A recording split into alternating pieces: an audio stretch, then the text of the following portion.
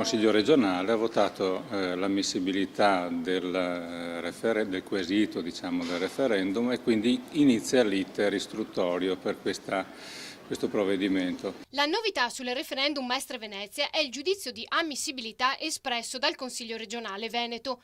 Via libera alla consultazione dei cittadini di Mestre e Venezia? Sì, non fosse che il Consiglio comunale e quello provinciale non possono esprimersi in merito.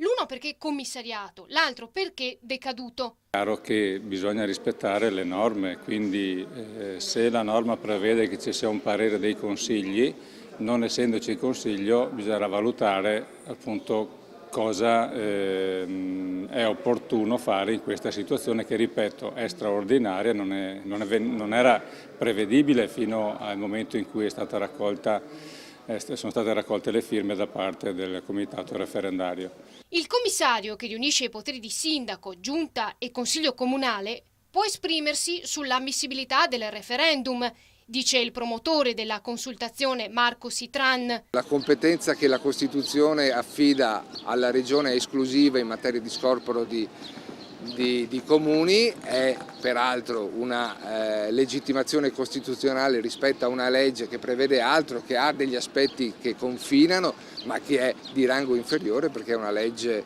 ordinaria. C'è il destino di 2 città in ballo, altri 5 anni così e saremo tutti scomparsi, afferma.